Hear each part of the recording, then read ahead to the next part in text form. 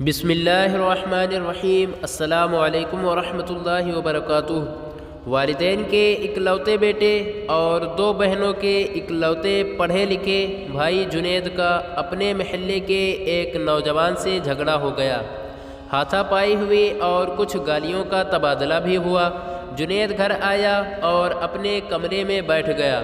اس نے اپنے دشمن کو مارنے کا فیصلہ کر لیا اور الماری سے پستول نکال لیا۔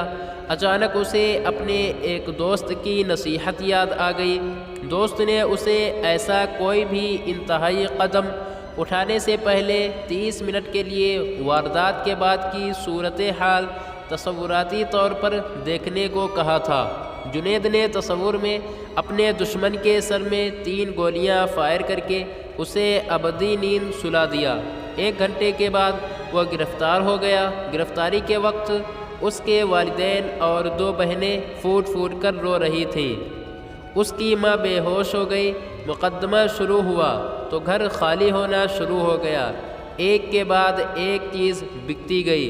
بہنوں کے پاس تعلیم جاری رکھنا ناممکن ہو گیا اور ان کے ڈاکٹر بننے کے خواب مقدمے کی فائل میں خرچ ہو گئے۔ بہنوں کے رشتے آنا بند ہو گئے اور ان کے سروں میں چاندی اترنے لگی۔ جیل کی سلاخوں کے پیچھے ہر ہفتے والدین اور بہنیں ملاقات کے لیے جاتے۔ بہنوں کا ایک ہی سوال ہوتا کہ بھیا اب ہمارا کیا ہوگا؟ ہم اپنے بھائی کے بستر پر کسے سلائیں گے؟ ہم بھائی کے ناز کیسے اٹھائیں گے؟ بھائی کے پاس کوئی جواب نہیں ہوتا۔ فیصلے کا دن آیا اور جنید کو سزائے موت ہو گئی۔ سزائے موت کی تاریخ مقرر ہو گئی۔ 25 منٹ گزر چکے تھے اور جنید کے جسم پر لرزہ طاری ہو چکا تھا۔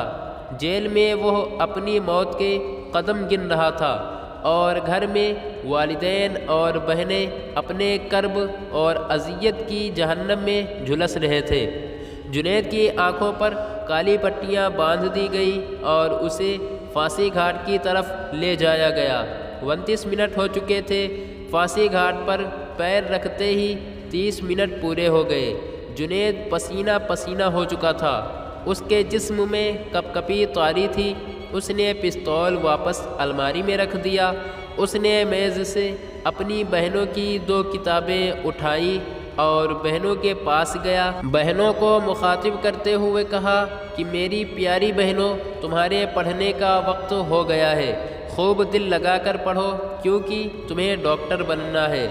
چند ماہ بعد جنید ایک بینک میں اچھی پوسٹ پر ملازم ہو گیا۔ جنید کی دونوں بہنیں ڈاکٹر بن گئیں۔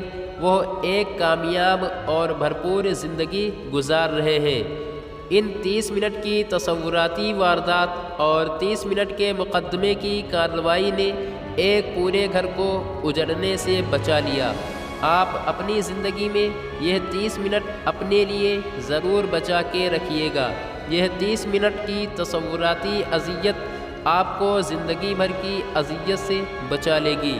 خاص طور پر آج کل کے نوجوان یہ ویڈیو ضرور دیکھیں۔